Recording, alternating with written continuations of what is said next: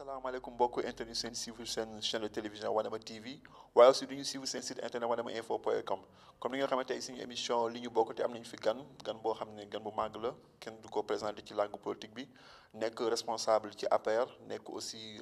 responsable aussi réseau des enseignants de l'APR mais aussi nekk responsable au niveau de l'APR Médina ñu koy wax Adama Fall ñu ngi lay nuyu di la dalal fii ci Wanema TV. Abdou ñu ngi lay ziar di la jox sa wàccuwaay di nuyu seen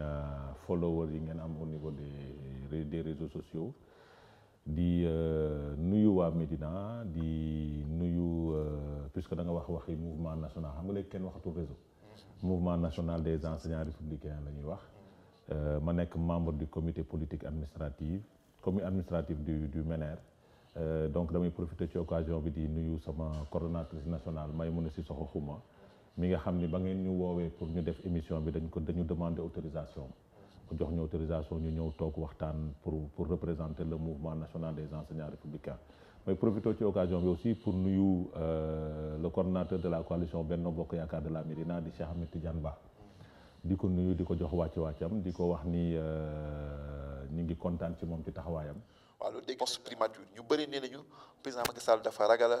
créer premier ministre parce que day indi ay frustration. est-ce que loolu li ñuy war a laaj mooy est-ce que la loi a été promulguée la loi a été votée à l'Assemblée nationale est-ce que décret bi promulgué na ko. je ne pense pas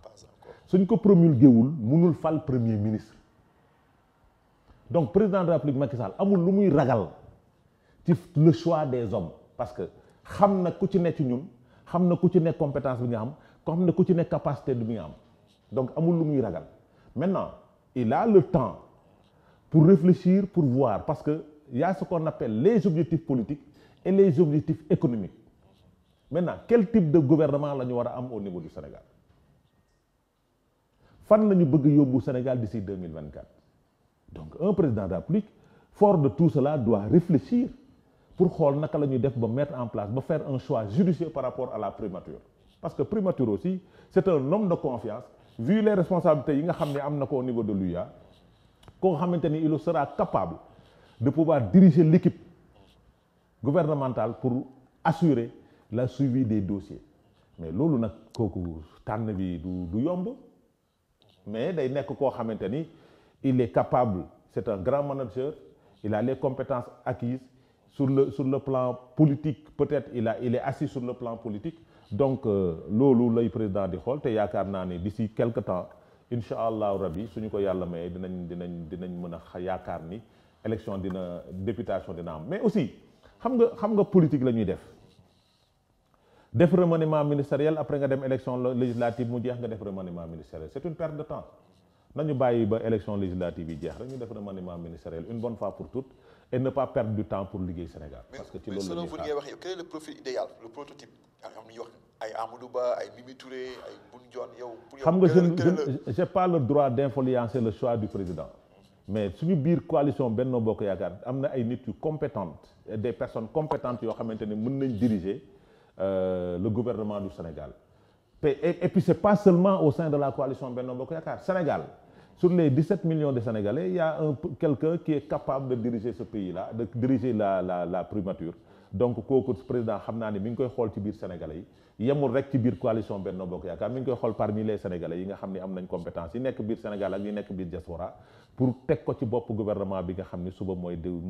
diriger les destinées de ce pays-là. donc mun na bañ a yem biir coalition Benno Bokk Yaakaar parce que du ma fi nekk di focaliser wu naan diw la ci ñooñu nga tudd. koñ ko ci teg rek am nga compétence pour def ko n'est-ce pas mais je sais que le futur premier ministre sera un Sénégalais bon temps waaw.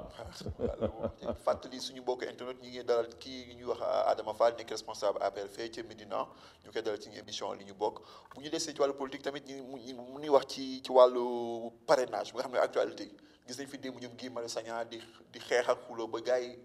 yóbbu leen à 50 mètres de Dakar 50 kilomètres de Dakar. man dama xamul lu seen yoon ci parrainage. nee nañu Macky Sall na respecté. non dama xamul ñoom les membres de ces gens-là qui se disent membres de la société civile.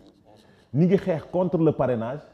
parti opposition yi dem nañ retirer seeni fiches pour dem parrainer kon ku ñuy xeexal donc c'est ça le problème voici la difficulté de ce pays-là am na ñoo xamante ni am nañ lu ne weng te moo gën ñuy dem di parce que Guy Marius Sagna ñu ngi koy jiiñ ëmb au lieu que mu toppatoo mbirum ëmb boobu